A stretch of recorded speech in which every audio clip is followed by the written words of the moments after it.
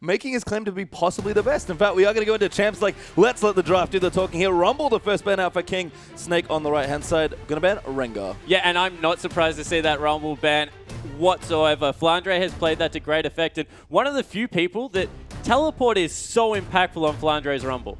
Yeah, I mean, a lot of the Korean players, I guess, were known for teleport usage, and the Chinese players with a lot more team fighting sense and skill, maybe not so much, but Flandre, not only does he use it effectively, he uses it all the time. It's almost, a lot of people like to save it. No. Flandre just wants to get in there. Yeah, and he's willing to, I guess, really push with it as well. If he thinks he can get anything from teleport, he's straight in there. The use of home guards as well, in conjunction with that summoner spell, has just been perfect to watch. Yeah, it really hasn't. King have banned a few more as well. Tristana and Lissandra will actually hit the bin as well, as long as Rek'Sai and Nas. So lots of strong champions banned here, and King are going to look at us here, who's actually seen quite a lot of play in the LPL so far. Yeah, and Assassin's picked him up once before. I believe it was banned away from him as well. So definitely no stranger to this pickup. It is a power pick at the moment, although they've given away maybe Janna and Jarvan. And you'd think as far as champion select go, Snake would be happy with that. Yeah, I mean, this is what happens with red side drafting. You almost always set up your draft to get two strong picks. Once you give away one good one, that's kind of the trade-off you want to make. And yeah, Janna Jarvan is a very good start here. Interestingly, Caston has also fallen through the bans as well, so he might make an appearance and a great flex pick and a very strong LPL champion. Yeah, he certainly is. I think that the Maokai is a little bit of a dangerous hover here. I would be hesitant as it's locked in to play that into blind Flandre, because you can just take anything into a Maokai lane and he doesn't punish you that much. The Lee Sin pickup, on the other hand, I do really like. MLXG has proven that he is a fantastic Lee Sin player. Yep, so we're going to consider actually Caston already locked in for Snake. That's a big boon for them in the draft, and Flandre can play it, but Baka can play it as well. When we talk about star players on Snake, Flandre is certainly the one we knew coming in, but both Baka and Crystal have stepped up as well. Yeah, and Beast's had flashes of brilliance as well with his counter jungling, so that's the impressive thing about Snake. Yeah, we knew they had some superstars, but the other players have lifted to that standard, and now they're playing a very consistent, controlled team game. Yeah, we've got Sivir here as well. Kind of an interesting combo, I guess, with the rest of their team comp.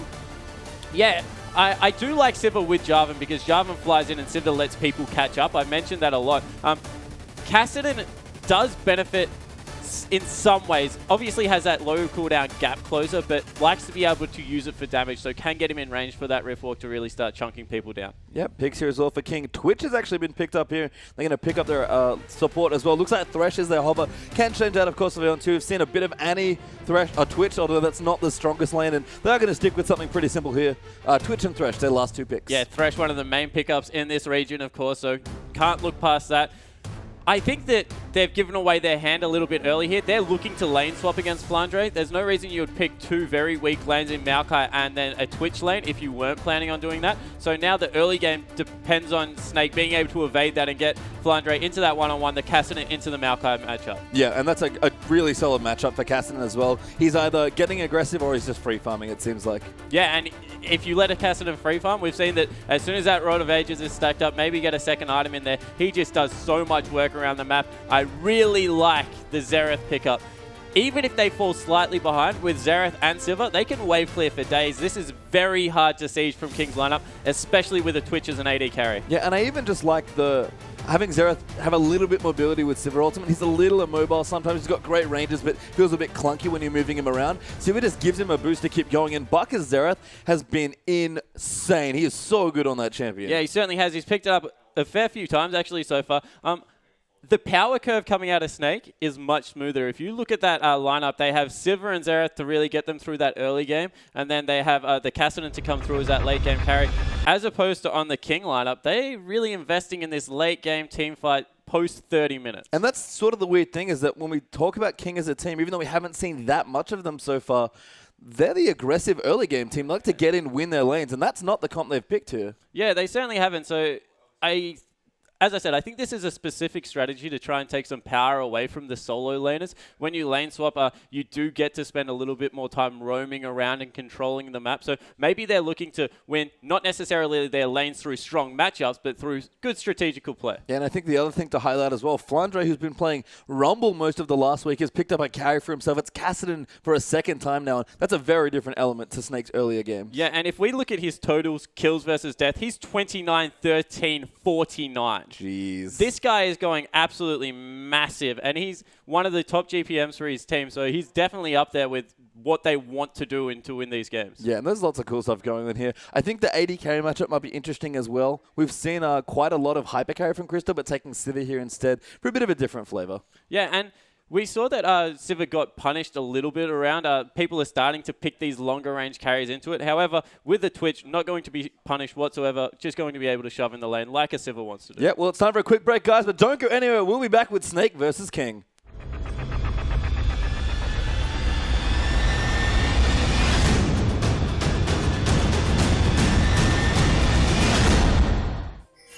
Welcome, ladies and gentlemen. We're onto the Rift here for our first best of two here for day 3, week 2 of the LPL. King are on the left, our blue side for game 1, and Snake are on the red side over on the right. Yeah, and straight away we see that King going in, getting nice deep vision of where Snake are. This is the perfect way to play a lane swap. Get some nice deep wards, maybe even between the turrets so you can see where the duo lane goes.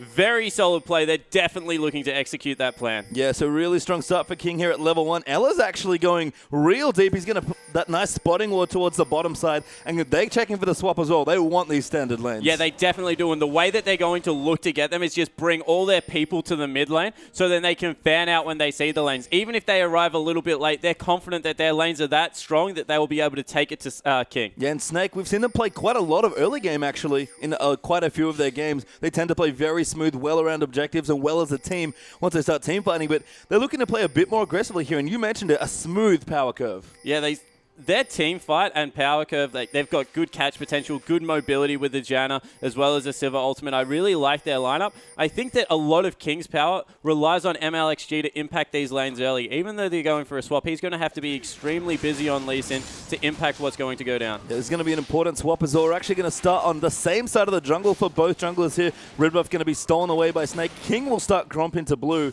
And depending on where we swap out, there's going to be very important early movements. Yeah, I think that we just might have some horizontal jungling because they are jungling on the side of the map where they do have more members. Some good vision still around the red buff of Snake for King to be able to invade that one late. And Snake look like they're happy to accept this lane swap, but I definitely think it isn't in their favor to do so. Well, King overcommitted to finding Twitch that lane. He was sitting in mid for so long, and you know, they're going to walk in there. Snake would have liked to pick it up, but they say, you know what, we're okay with this. Yeah, and I think what that means is that whilst King wanted the lane swap, Snake got the freeze, and I don't think that is the case if we could check out top lane quickly because it looks like they are starting to push that lane up. Yeah, and that, of course, changes a whole lot of the dynamics with the lane swap. I like the vertical jungle start as well. That's going to give Twitch a lot of protection towards the top side of the map where he's currently sitting. Yeah, and if you pick a Twitch, you don't want him anywhere near that Jarvan. That immobile carry early on takes him that time to get into the stealth, so Jarvan can definitely impact that lane, so keeping him on the opposite side of the map is a good thing. Yeah, it looks like you were right about that freeze, by the way. Twitch couldn't quite get it frozen, so what's happening now that we've had one lane freeze and one lane start to push? Yeah, that means they have to commit to really hard pushing, which gives a lot more experience over to Flandre if he does teleport into that top lane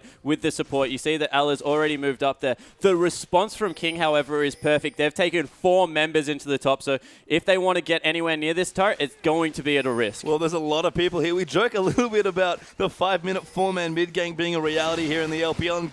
And King and Snake might even have a 3v3 in the top lane or a 4v3 as Snake, Flandre, Beast, and Ella will all walk up to the top lane now as well. Yeah, and look at how much resources they're committing to get Flandre early experience in CS. Terrifically played out of Snake, recognizing exactly what King wanted to achieve. And in the meanwhile, in the bottom lane, Crystal's able to get a free level 4, really start getting going in this lane. And we've seen Crystal play some fantastic games so far in the LPL. He's been a real shining moment here for this team, who have, again, still undefeated in the LPL so far. So we'll see if they can continue. Sky did teleport down to that bottom lane, though, so he's going to start dueling Crystal a little bit and start getting his own CS and experience. Yeah, and more importantly, MLXG is also going down there to try and break the freeze. Maokai does shelve reasonably well by himself, and with how much Crystal will be spamming abilities, should be able to stay reasonably healthy, but just providing a little bit of coverage, making sure that Beast can't gank early, and really put Maokai behind. And I think this is where now everyone has to be even more careful because you don't have that many early wards. The trinkets will come back up. Of course, people will go back and get vision, but I think everyone, when they lane swap, forgets to ward the lanes that are now vulnerable.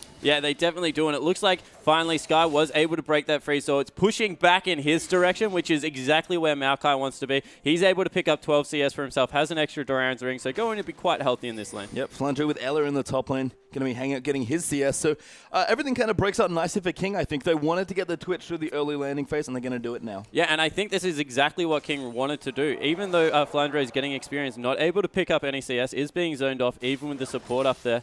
And Sky, on the other hand, able to free farm in this lane. Yeah, I mean, Crystal just not really a threat to this big tanky Maokai, so they'll CS back and forth. Crystal does have a slight lead in CS, but it's nothing to write home about at all. Maokai's actually getting slowly further ahead. Flandre will have to wait for the lane to push back towards him. Yeah, he certainly will, and this is the difference between being able to break the, I guess, the freeze and not being able to. Not enough AoE coming through. I think it's up to Ella to send a couple of tornadoes through there. Yeah, you're going to give up a couple of waves of CS, but in this current situation, that just does not move past that point in the lane, and they are so open to ganks. Yeah, and sort of the other thing that happens when we get a lot of swaps, we do see Bucker and Assassin trade back and forth. We're going to isolate the mid lane now as well. That's the other thing. So how's this particular matchup going to work out? Yeah, I think it goes very far in Azir's favor, actually, because his poke is just too good. As we see the freeze continuing here. Azir is good when he can, I guess, harass laners out, but he does have to expend a lot of mana to do so. And just going to be able to sit back as far as you want with this Aerith. He's got his level 6 now and just poke Azir constantly out of this lane. Yeah, a bit of a fun fest potentially here as Beast is actually coming up towards the top lane. Snake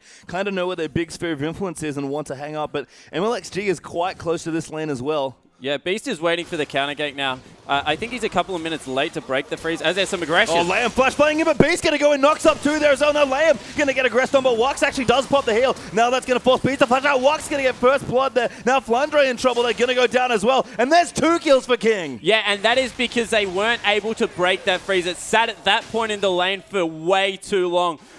Beast needed to get up there much earlier and really shove that one in. Didn't offer enough support, and wow, 2 kills early. You see why Snake don't like playing this King lineup. Yeah, I mean, Woosh here is just taking that Twitch and blending it so well. His early game has gone fantastically as Crystal and Sky will actually fight out. Crystal doing well, hits level 6, but can't really influence the lane much more. Maokai is just way too tanky. Yeah, and if you got to pick between a Crystal doing well in his lane versus a Twitch is just going to absolutely tear people apart in the late game. They're running a 1-tank lineup, and that tank is Beast in the jungle. So I really like how King has played this early game. I think they've set themselves up for riding through that one weakness they had and going to be able to get into these team fights well. Yeah, and holding down Flandre here as well is a big deal. He's on a big farm, like a greedy carry champion here on Kassadin, so he's going to be upset. Now finally picking up CS's. Beast will actually get caught here, but they're blue buff potentially under duress. King will look towards the Dragon potentially now as well, and we're going to have a lot more rotations. MLXG starts it. Yeah, Flandre teleported back into the top lane to, I guess, pick up that CS he'd been missing, try and even out that lane. Is Crystal now in a little bit of trouble? Yeah, Woosh coming down. Crystal actually has to be careful, does pop the shield as Ella joins him as well. Now Sky going to dive into this. The heal popped in, and Maokai maybe got 2 deep. Sky gets the kill though, survives the dive, and beautiful play by King. All across the map, King is out playing Snake at the moment. Picked himself up another objective and get the kill. This Twitch rolling very nicely. Picked up the Cutlass now. This is bad news.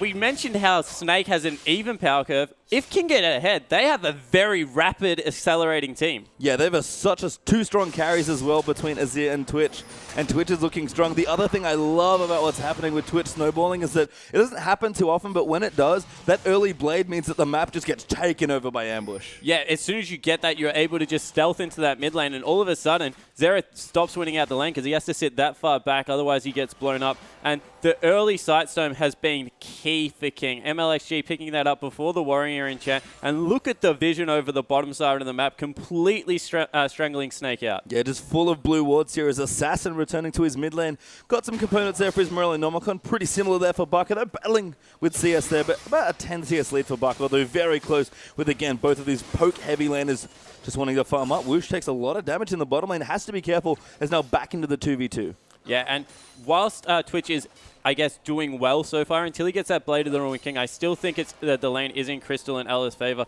Just being able to throw that shield onto a Sivir means you can push out, harass as much as she would like. So still need to be a little bit careful that they don't give away their early lead. Yeah, I think specifically just Janna Sivir is so annoying. That shield adding a lot of value there. And Avarice Blade actually been picked up by Crystal to go with that pickaxe, so a little bit greedier on the initial items. Yeah, I guess just looking to get some gold from her lane dominance because wasn't able to pick up any early kills. This big wave being shoved shoved in will mean that they get some damage finally done. MLXG, however, back in this bottom lane looking for another game. Yeah, I liked it. Snake, Ella and Crystal, sorry, are playing aggressively in their duo lane, but they will have to be careful.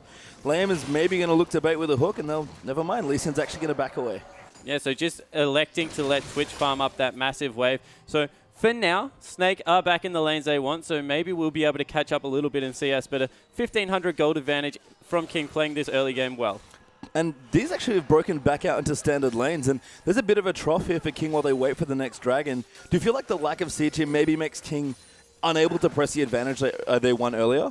So I think they won an advantage, which meant they didn't necessarily get themselves in a good position. They just mitigated the good position that Snake were in for their lane. So what that means is they'll be able to ride their strong team fight now through to about the 20-minute mark without being punished for the greedy champion select they had. Okay, so King pretty happy. Just going to sit pretty there in their leads as MLXG takes out the Scuttle Crab. Beast actually down towards the bottom. We saw Liam check that brush earlier. There are no wards in there yet, but they're aware that there could be a lane gank coming from Javan, and Beast actually going to back away from there as well. Doesn't want to show himself because MLXG is in great position in this mid lane. Was pinged out, but Lee Sin can just go so deep. They're looking to clean up that pink ward as soon as Baka gives up his position. So continuing to be patient, and Flandre has caught up.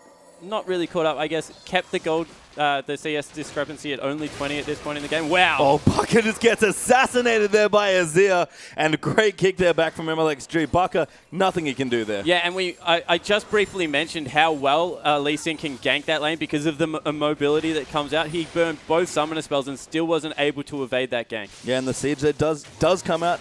About 50% health left on that turret. Beast will move in to defend it, but that will open up a bit more space. And King might continue pressuring in the mid as well. Beast can't really stop too much, but it looks like Assassin and MLXG are going to back away from the mid turret. And I guess that's one point we didn't really hit on. We said that Twitch doesn't siege turrets very well. Even more action. We'll hit on that a bit later. Yeah, Lamb actually going to go in Crystal with the shield on, just turns around and wants to go in. The hook goes wide there onto Ella, and they're going to maybe chase in here. Crystal has not popped the ult. That's a beautiful boomerang blade. And they're just going to force him out here. Not going to overcommit for the kill. Maybe now a little low on mana though as Crystal. The tornado does hit, but there's no one else left in now. Beast is rotating in. Ella with a great slow. Beast cataclysms him, and Ella picks up that kill. Yeah, and really overcommitting there on King's lineup. We mentioned that they needed to wait for the item. They got it, so tried to go aggressive, but in the end, that shield and the boomerang that came across, just too much work. Yeah, I mean, Sivajana is still so strong, and that's going to be the first tower of the game. Actually falling to Snake there, so getting a bit more of an advantage. The next dragon up in a minute 30. Very important dragon coming up. Yeah, and since they swapped the lane back in the bottom lane, Crystal able to really do some work. MLXG looking for a gank on Flandre. Oh, Flandre is actually recalling. Don't be looking at the shot, but he does get kicked in the face. Slowed down, kicked in the face, and that's an easy solo kill. Yeah, really nicely played for that, just getting Flandre even further behind, and that's exactly what they need to do to this Cassidy. 30 CS now, has just picked up his role, so that's still very nice timing for a lane swap, but will be struggling in this mid game. I mean, Flandre picked up so much needed CS there in the top lane when we broke back into standard lanes, but I think the power drop for Cassidy might be a big issue for Snake in the next 10 minutes. Yeah, I think they definitely do need to look to ride that one out, specifically around this next dragon, accelerated dragon time, because how it went down 13 minutes in, and they do have some nice one-item curves on the side of King, with that Blade of the Ruined King and Morello Nomicon being picked up for Assassin and Wushin, respectively. Yeah, Crystal got some nice items as well. Just picked up a BF sword to join his other two items. Of course, not going to have a strong one item yet, although Siva does do well with some flat attack damage, especially with Ella and the shield helping out. But right now, Snake is just going to jockey for position around this dragon, and we're going to go for a second dragon fight in 20 seconds. Yeah, so it looks like finally they've grouped up. Actually, they've sent Crystal into the top lane. This is curious. Maybe they're just going to forfeit it and try and respond with some gold in their advantage of pushing down the top turret.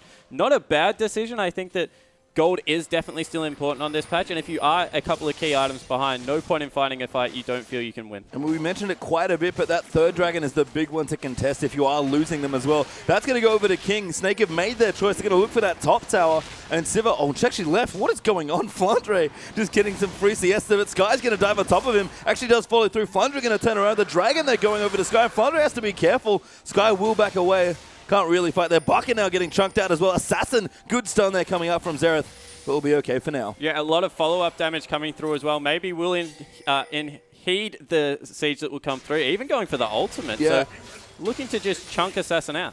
I mean, Bucker's such a good Xerath player, almost managing to get the kill there onto Assassin, but did have heal up, was likely going to be fine. Beast actually getting chased out of his jungle now by Sky, and Bucker will move in for defense. And these lanes are all over the place right now. Yeah, they're just trying to jockey for position around the map. They've Snake have finally been able to, I guess, get some control over their own vision at least, but still, King doing a terrific job of really lighting the map up. I'm still wondering why they moved Crystal to the top. Never mind, MLXG jumps in there to go after Flunder, but he's safe with the Rift Walk. Now Whoosh does pop the ambush. Elo has to be so careful. Teleport coming in as well. They're going to go in for the fight now. Great box out, but a good ult from Ella. Sky, though, is down here as well. And Rat-a-tat-tat has been popped. Crystal looking to go down. There's Beast, though, coming in as well. Going to go in there. Massive Cataclysm damage. And now Flandre's down here as well with his teleport. Lame is in a whole host of trouble now. He's looking to go down. Great three-man play, but Flandre double kill. And that was just a pure mechanical outplay. Crystal baiting through and Beast able to unload so much damage into Wushin,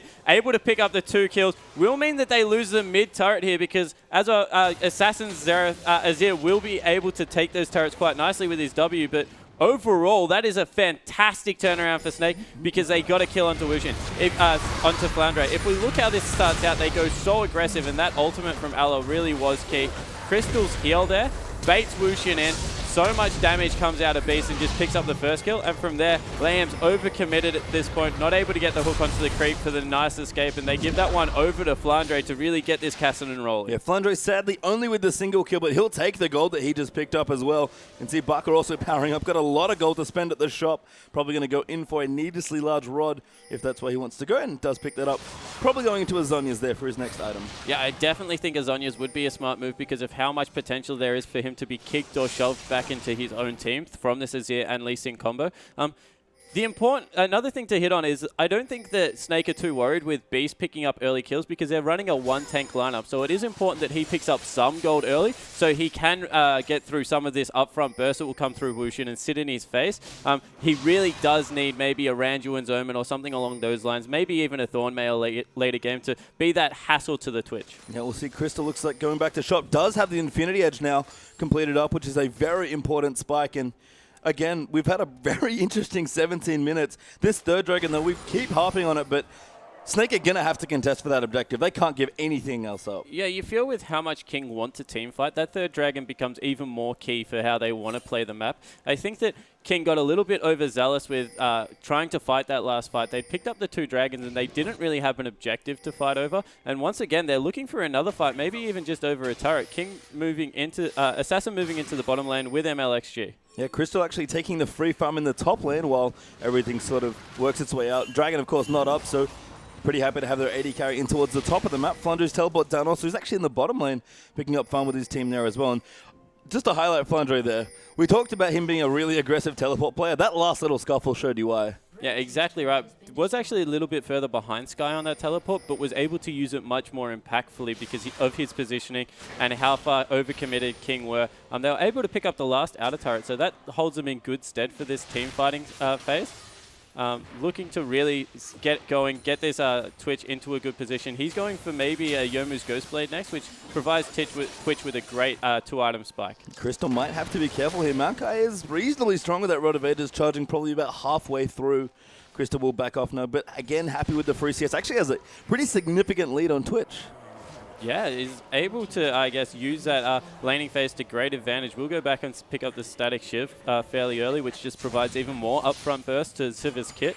And King, whilst having a fantastic early game, I think overcommitted to a couple of team fights, and that has set them a little bit further back than they would want to be. Yeah, Zonya's up for Assassin now as well, so he's got 2-item spike coming for the next Dragon, which is up in just under 1:30. We've got Brutalizer there for Twitch. If Whoosh can finish that Ghostblade before that next Dragon fight, which is going to be very tight on the timing, that would have been impeccable, but King might have to fight with a slightly weaker Twitch. Yeah, I think they will, and I think that means that they have to try and delay for as long as possible and not get poked out. Maybe try and force down a couple of lanes, get them pushing in their direction, and make Snake choose between whether they want to clean up some CS or whether they want to contest this all-important third dragon. And I love this item buy from Bucker as well. Got a blasting one, sorry, just for some power. He knows they have to win this next dragon fight, but Snake are getting choked out of vision by King. Yeah, and Bucker being able to pick up this blue buff, even though it was being invaded, is extremely key because Xerath, a lot of the power at the moment with how their team comp is, revolves around the Xerath and the Crystal's Sivir at this point. So if they're able to get the poke down, I think that they might be able to steal this one away just because they're stronger at this point in the game. Yeah, Flandre's still powering up as well. Going to need some more items, so he'll be a little while. Yes, he'll be able to clean up well if Snake initiate a good fight, but he's not going to be quite the powerhouse they want him to be, moving in towards the later stages of the game. And you can see there are so many pink wards on the side of King before. Snake have cleaned a few of them out, but big vision being arrested around this dragon area. And once again, questionable movement around from Snake. They've committed all of their members onto the top side of the jungle. 10 seconds until Dragon. That means they won't have any vision advantage at this point in time. And even more pressure now on Baka to really poke them off this. Yeah, Dragon is down here as well. And Dragon dies very quickly once you take a first view. Looks like they're giving up the third Dragon of the game as well. Yeah, I mean, they've kind of grouped around, but it's falling swiftly. They might just take a team fight. But no, not even rotating in. Sky going to be like, anyone here? And Snake say no. Have it. Yeah, exactly right. So a little bit more CS onto Flandre in response to that Dragon. I don't even think they'll be able to pick up a turret. So once again, King just superior vision control leading to more objectives. And I have to say, a lot of eggs in Flandre's basket today. They are really investing a lot to getting him going and letting him carry on this Kassadin. And he's caught up decently in CS given how awkward the 2v1s were in the early stages of the game. But that's a very comfortable position almost there. That's a lot riding on his shoulders. Yeah, it definitely is. And they're stronger at this point in the game with how their composition worked out. Now that Crystal has built up a massive CS lead as well, you'd feel that if they were going to fight, it would have been that team fight. As soon as that Yomu's Ghost Blades finish off, as there's a big fight breaking out. Lee going in onto Baka, but Crystal going to answer with the ultimate. Now Sky's TP down as well. Flandre, I believe, is also down here. Yeah, both TPs have been used. So King wanted to go in, but Snake just kind of reset. Yeah, so King really overcommitting for that one. Flandre thought he could have maybe a clean-up team fight there, but in the end, both top laners just wasting their teleport. Nothing much really happening. This Twitch and Azir combo is going to continue to outscale Snake's lineup.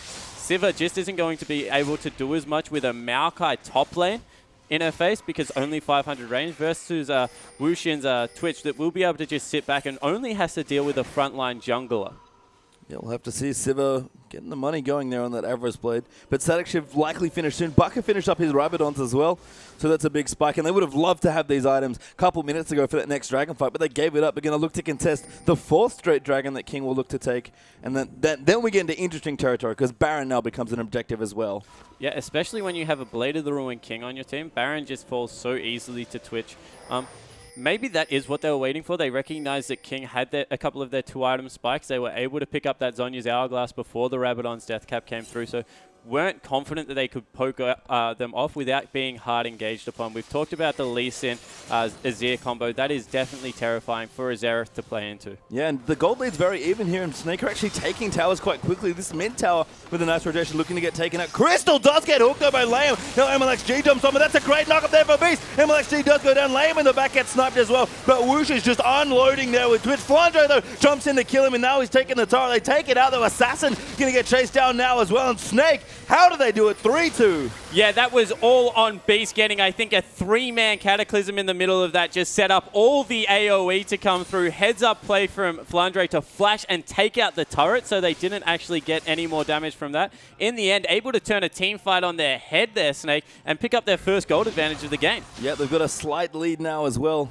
1,500 gold from one fight. It's actually nice. We're going to see it again. Yeah, so Crystal actually thought he was going to be hit by that, but look at all of the AoE set up from Beast there. He goes down because he was tanking the turret, but sets up Flandre to really clean this one up. Flashes in to take out the turrets. That's just a heads-up play pastry time. And from there, King just didn't know what else to do. I mean, again, we compliment Snake's team fighting. That was insane situational awareness there from Flandre. And again, they'll get a lead here. Still Dragons behind, which is a big difference here. And I think the interesting thing about Dragon, it's kind of hard to quantitatively say, how much gold is it worth? Yes, you can do numbers, but it doesn't really tell you the whole story. But we know that the 4th and 5th Dragons are really good, and that's where King are now. Yeah, exactly right. I think that if you're playing an AD carry like Twitch, it is a little bit harder to quantify the value because he's going for the Blade of the Ruin King and a little bit more flat armor penetration that won't be, I guess, augmented by that first dragon versus someone like a Draven or a Sivir that is just going to build a lot of flat damage. We'll see here as Baka will return.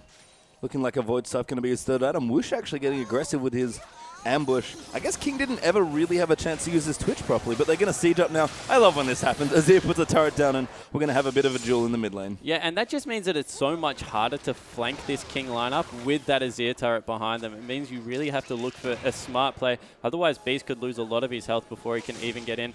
On Snake's side, however, a lot of their people can transverse terrain, and with that Zhonya's Hourglass being picked up, it means Flandre will be able to go in, get a lot of slows down for, I guess, Baka and Beast to be able to clean up the team fight. Yeah, and Snake having a small item deficit have actually been fighting quite well, so Flandre, who's powering up now with his second item finally coming through, is going to be looking to make a much bigger impact in his team fights. Crystal as well, 2.5 items done with, looks like a Last Whisper coming in third.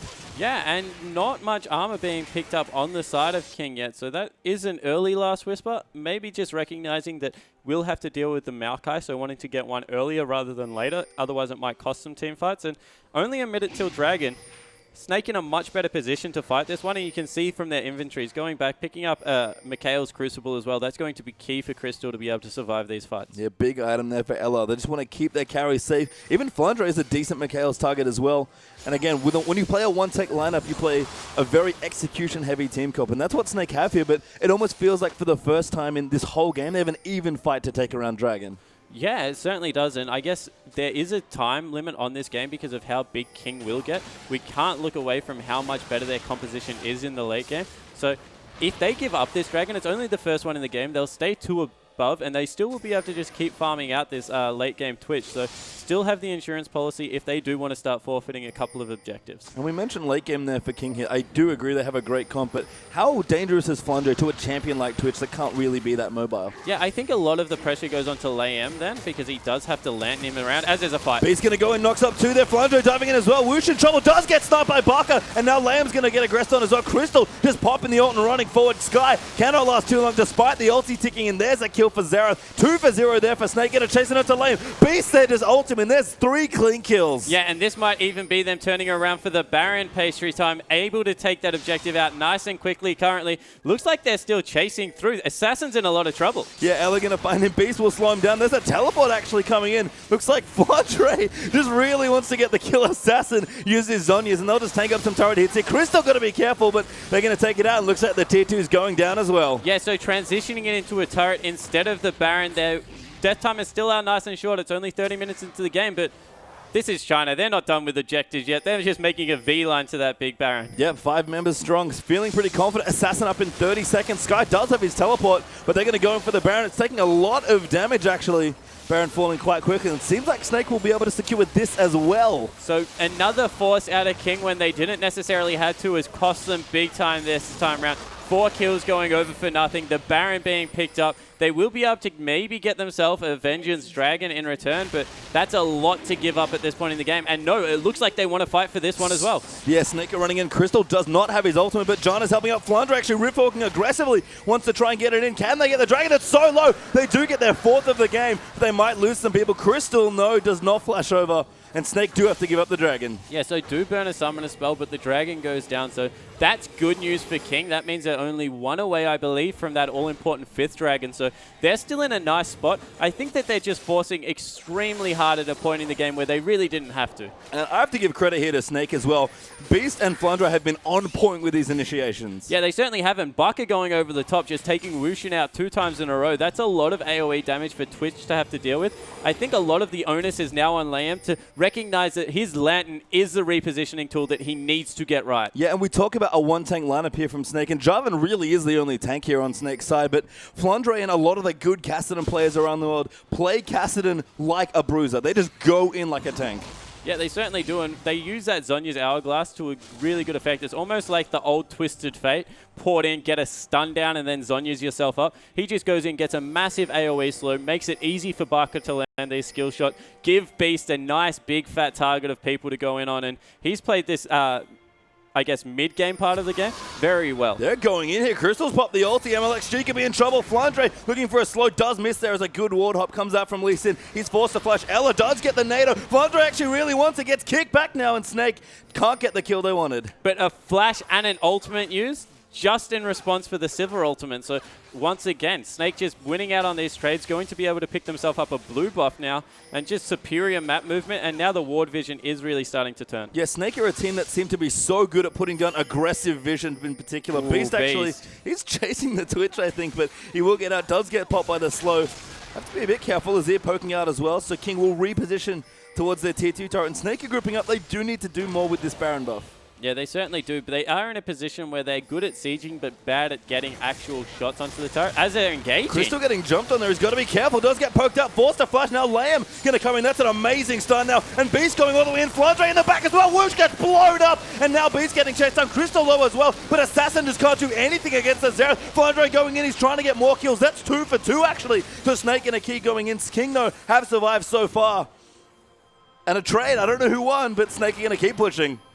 Playing mid lane for Snake must be a pleasure because there are so many threats around this map that Baka just can sit back. No one is touching him whatsoever, and he is blowing up the whole of the King lineup. Once again, able to delete a couple of members off the map. Teleport actually coming in from Sky. Yeah, he's going flank around the back. They have spotted him with a ward. If they can pay attention, they're going to move around Baka with a good stun. MLXG's over the top. Baka has to be careful. Going to get kicked back. It seems like does go down. Assassin there with that kill. Good knock up there from Ella, but John is in trouble now. He gets slowed to oblivion as MLXG going to get that kill. Now Flandre able to get out as well, and King win that trade. Yeah, a very nice trade coming out from King, recognizing that Baka is the person that's putting out a lot of this damage, jumping on him first and blowing him up. That's a better team fight coming out from them, using good positional awareness to be able to catch out a Snake that we're overextending. Yep, no objectives though there for King, but sort of the same for Snake as well. They only get the tier 2 turret and can't break for the inhibitors. So King hold on here with their late game team comp. Snake though still with a lead here, 4,000 gold ahead. Yeah, and once again, King are really trying to just ride this one into a very late game now. I think that the danger is that Baka now's picked up his Void Staff as well, and he's not going to go anywhere. He's going to continually be able to blow this Twitch up. So unless Twitch can survive these team fights, has now picked up a Null Magic Mantle for exactly that reason. They're still in a lot of danger late game just because of how big this Zerath is. And I'm a little surprised, honestly, because I think Lame is building Locket here. Whereas that item I expect to be built by MLXG, and a Mikhail's actually going to be the item. Yeah, Lamb has an Aegis, so they could maybe protect their Twitch a little bit better with their utility items. Yeah, I certainly think they could as well. Maybe it's just trying to get as many shields down as possible to stop the long-range harass coming through. Of course, that Targon's Embrace going to be very good for that as well. But overall, at this point in the game, King really need to start stalling it out. Yeah, I mean, they've got good tools for it as well. Assassin can wave clear quite nicely. In fact, that's a lot of their wave clear. Whoosh can use his ultimate if he wants to on Twitch, but that's not ideal. And Snake do push in aggressively, and we've already seen they're happy to dive turrets as well. Yeah, they certainly are. And wow, Crystal, a full defensive item ahead of Wushin at this point in the game. Able to pick up that Banshee's Veil. That's going to be brilliant against someone like Sky, who will do a lot of that magic damage. And we talk about Siva's range being a problem. Picking up that item means that they just mitigate a little bit of that. Yeah, Flandre's come in as well. He's got a Rabadon's Death Cap now to add into his items. So the poor squishy carries in the backline are not safe from this Kassadin. And just in general, Snake have some good items here. Despite having not a single dragon still in this entire game, they managed to get themselves a very healthy gold lead. Yeah, and that Rabadon's Death Cap shows Flandre's priority of champions. If he is not getting onto Wushin or Assassin, he feels he's not doing his job, wants to completely bypass the front line. And man, have they been doing a good job zoning out Assassin's Azir as well. You expect Azir to be able to get in from pretty much a screen away, and he's just not able to have the impact that he really wants to be having in these team fights. Yeah, the team fights are just over very quickly as Beast going extremely aggressive, not able to get his Sand Soldiers set up, and really haven't seen a great Emperor's Divide so far. We'll have to see. I mean, King can just hold on here and keep trying to pick fights, but Snake have picked perfect engagers so far. But King, if they can win one good fight, the game turns very quickly. So really balanced here. And don't forget that 5th dragon is coming up as well, and that's a big boon for King. And only the first one for Snake means that King aren't super threatened by that. Yeah, and a lot of pressure is now on Snake to not give that 5th dragon away, because that will make Maokai just so hard to deal with. As they caught Flandre. Flandre did actually go in, pops his on his beast in the back, massive knock-up, and the Cataclysm as well gets knocked out by the Azir ultimate, but Crystal's popped his ult. They're going back in. Flandre going to go through Lame is low, so is Assassin. Beast low as well. King Sky picks him up. Now Baka going down. That's an amazing kick. And Whoosh going absolutely insane, but he goes down there to Silver finally. And Flandre is cleaning people out of this fight. 3 for 2. Make it 4 for 2. Nope. Lame's alive, but not for long. Yeah, still being chased down by Flandre. Finally a fight going in. The start, that was a good Emperor's Divide. Beast started that off perfectly, but Snake just a little bit too far ahead. They will pick up the Dragon off this one as well, and there's a massive creep wave in the bottom lane for someone to also go pick up. Yeah, death time is pretty low, and Snake, for the first time in a while, actually have to trim their own side waves. They're the team that are known for impeccable side lane control, but King have done well as Assassin, hanging out in the mid, powering up with double buffs, actually. The only member to not die in that fight. And the first Dragon's a big one there for Snake. Yeah, he played that fight extremely well, actually, Assassin. The Emperor's Divide that came through was fantastic.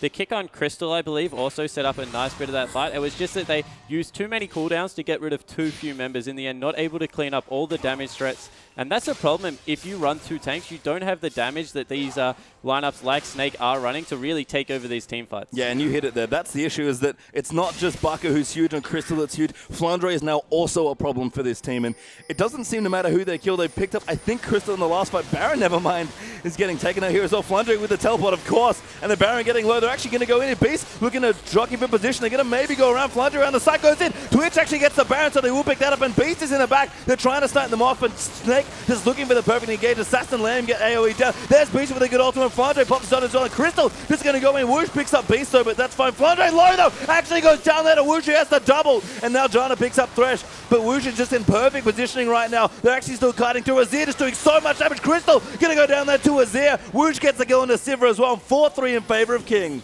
Yeah, able to finally get a good team fight. I think it's actually 3-3 in total. 4-3 now. So Baka, the last man standing.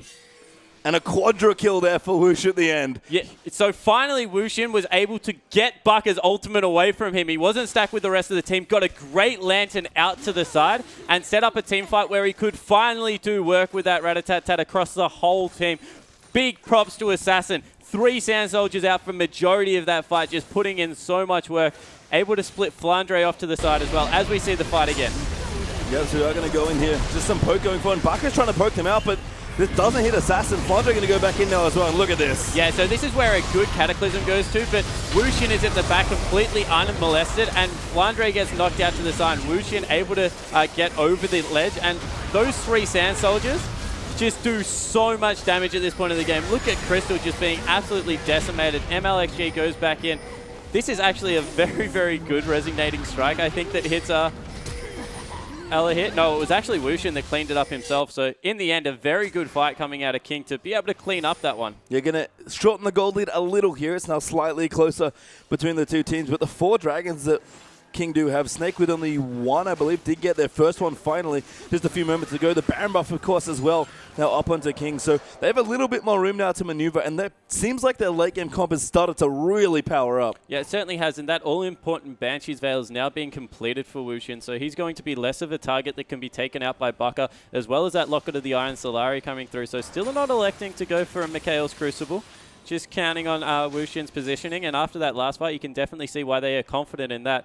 I think Sky becomes extremely important now. He's picked up that Frozen Heart, can really get in Crystal's face and make his life a living nightmare. Crystal going for another BF sword, actually, so not going for anything that will be able to, I guess, shred through this big tanky Maokai.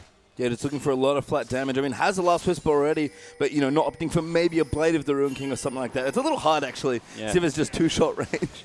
Yeah, it certainly is. I was just thinking that not really very many good options for Siva as they're able to take down the mid turret. So I think this is where they start to struggle around their AD carry. The discrepancies in the AD carry as this game, I guess, continues to go on, will just get bigger and bigger as Twitch is going to grab an Infinity as probably as his 6th item. Yeah, and such confidence from King here as well to pick Twitch and be like, we are confident against you. Playing this late game carry. Crystal, again, he is known for hyper carries, but he opted for the very powerful, popular Severe. But Whoosh is starting to outclass him in fights now. Yeah, and you can see why, because they've played this mid-game with Siva very well, being able to get Flandre into the backline and him doing work. He's picked up his Void Staff now, so he's going to be cutting through a lot of that magic resistance that incidentally builds up as the game goes on. So overall, Snake's still in a very good position. It's just if this game gets to equal 6 items, the team comp from King will really start to shine. Yeah, and I think the big tanks on King might be the problems here for the double AP comp of Snake. There are just Spirit Visages everywhere. Yeah, and the Spirit Visages, the Lockets that come through, more Banshee's Veils that being picked up means that if one crucial spell doesn't hit, and wow, Assassin now, nearly 6 items. Yeah, just noticed that. Picked up his Rabadon's Death Cap as a 5th item there, looking very powerful. And we saw how much work he did in the last fight. I mean, the late game carries here, the Azir and the Twitch are really coming up big for King. And Snake just have to force maybe one more good fight, but that fight is a lot harder than it was maybe 10 minutes ago. Yeah, it certainly is, and they still, if they don't clean up the fight completely, they still have the problem that Sivir is extremely short range when sieging these turrets.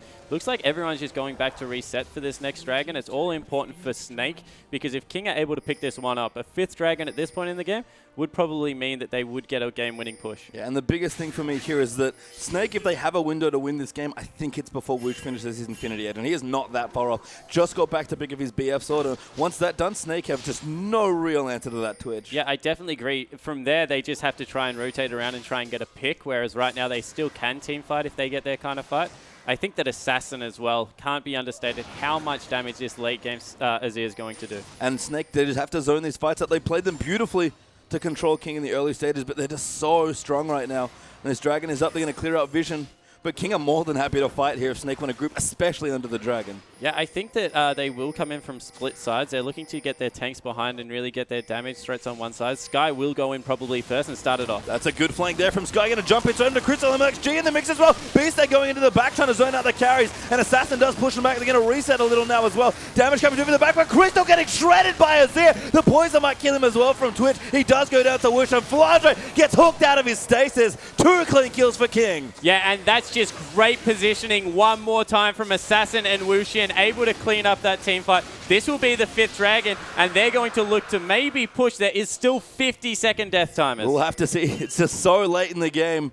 And King's still going to win. Looks like if they can push now with a gold deficit potentially, that there's plenty of standing gold left for the turrets that they've yet to claim here in Snake. They fought hard for 40 minutes, but King are now looking to just close it out. Yeah, and this is all about team comp as they're pushing into the base. That Twitch just got way too big at the end of that game. And I assume that that was either surrender or just the game ending there. And we will have an update soon about where it goes, but I can't imagine that game ended any other way. What a fantastic last team fight from King. Yeah, and you just saw that they knew exactly what they were doing. They got a little bit lost in that early mid game where they forced a couple of early fights when maybe they weren't as far ahead as they thought. But when you have an Azir that can block off a pass and just sit a Twitch behind it to really do a lot of work with that ultimate, you saw how quickly Crystal melted in that last team fight. Azir is very scary. And we can see why it's been seeing some bans around as well. So we are going to pop back into the game. What looks like it might be the end. King actually just ravaged through the base of Snake. 2 inhibs down now. Yeah, so pick up double inhibs, 40 seconds until that Baron, and they've still got the 5th dragon buff, so we'll probably be able to pick that one up, and then you would think that's when they will go for that game-winning push. I mean, good luck, Snake. They're still in this game. They've got some options here, but it is a very difficult position to win from. King's still behind a little bit in gold, by the way. So pretty impressive feat here. I'm really curious to see how this game ends, but King just look like they're in complete control. Yeah, they certainly do. This is where they wanted their team comp to get to. They've got a nice big tanky front line with that Lee Sin and the Maokai, and just 2 huge damage threats that can be repositioned by this Thresh. Oh god, Baron is coming back up. Snake are going to look in here for it. Baron just not nearly... Well, this is Snake's only chance. They need to force a fight and really get ahead. Sick teleport there from Sky, just denying the vision around there as well. Keeping that ward up for a little longer. They're going to look to go in here potentially. Beast has to be careful. He's going to melt under these carries here from King, and King are more than happy to pick a fight. Yeah, the problem is that Snake don't have any choices left. So if they don't win this team fight, they can't win the game. Yeah, we'll have to see here. They're going to try and make it work. Beast does get hooked up. Azir, who's going to poke in, and Flandre gets wrecked there by Assassin's Azir. And all of a sudden, the minion waves are too big pastry time. Flandre is being poked out. They have no choice of being able to take this fight. We'll just be able to polish off the Baron. Yeah, the super minions streaming into the base from the mid and the bot. Snake have retreated. They're going to give up this Baron, and that's likely going to spell the end of the game here. King just have the formalities left here of taking out the Nexus. Yeah, so a good roll of the dice from Snake. Definitely still trying to, I guess, win the game and jockey for position, but a great answering response. Good teleport from Sky. And now that we've got a 5-item Maokai, you just saw how little damage they were able to do. Yeah, I mean, just the threats here are real here on King. And there's, I guess, the advantage of playing 2 tanks, which, again, not what we've seen on Snake's lineup here. Sky is just unbelievably tanky. Look at him just face tanking the turret. Yeah, and just the utility of Maokai's ult cannot be understated. Able to, I guess, heal for his carries as well as dive onto the enemy. So just a much more versatile tank as opposed to Beast, who really does have to get in there to be effective. Yeah, and I love the Azir turret as well, just making this siege even harder for Snake to break out of.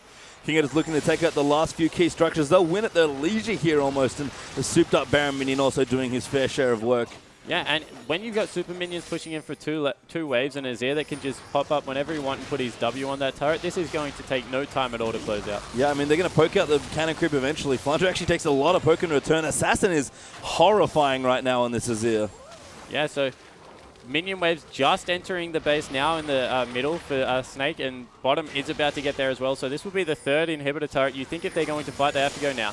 And they're going to keep sieging up here. I mean, Snake do not have options. They might just go in. As you said, Flandre does make an attempt at it, but Whoosh has stealthed up, and Assassin's backed away. And Snake have to defend their base. Now King are just like, you know what? Sit there. We can wait. Yeah, so King have decided that it's better to go back and pick up that Infinity Edge and whatever other 6th item they want to have. Wow, actually a Locket of the Iron Solari being picked up by Assassin for a little bit more cooldown reduction in his build there. I mean, the CDR is nice for sure. It's interesting that he's going to mitigate a little more damage as well. The shields obviously don't stack, but you can refresh them, which works fine as well. But I think just in general, if they have to break the base, I think one more tower, that's actually probably the best item to do it. Yeah, I like that as a defensive item on Azir. He does value cooldown reduction a lot. He swapped the Stinger out to pick that one up, so it will replace the cooldown reduction. Not very many MR items do have cooldown reductions unless he wanted to go for a Spirit Visage. So, yeah, I honestly really like that itemization on an Azir. And at this point, King just have so much of an advantage in terms of comp, and number of dragons as well I think is quite important here.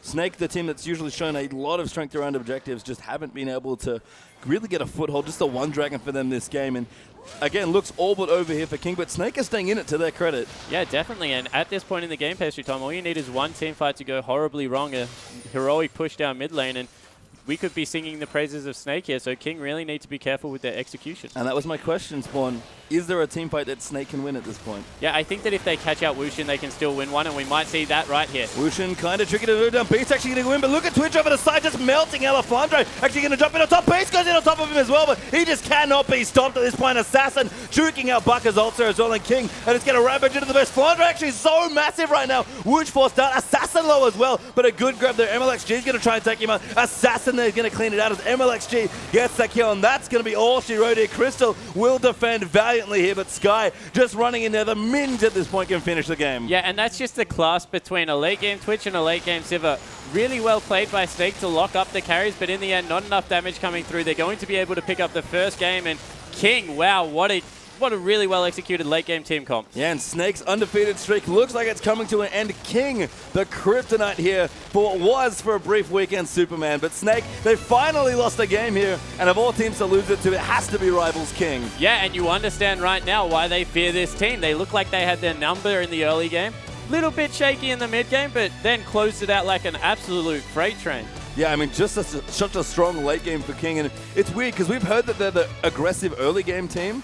Maybe just when they play against Snake, they know how to win later games. Because Snake were like, man, we really want to win this mid game with our double AP comp, and they had moments, but they couldn't close it out. Yeah, and they definitely, I think that King tried to force a little bit too hard, that opened the door back up for Snake. They took great advantage of that with Flandre going massive, but in the end, that Twitch was just terrifying. Pair it with an Azir, and he was so safe. Yeah, and I think the other thing as well that's just great to watch is Snake fought very well, even from behind. So they clearly still have the synergy and teamwork that it takes to win the later game team fights, despite having a disadvantage in team composition, but maybe they just need to tighten the draft up a little bit. Yeah, and I think we do have a replay to cut to of the game.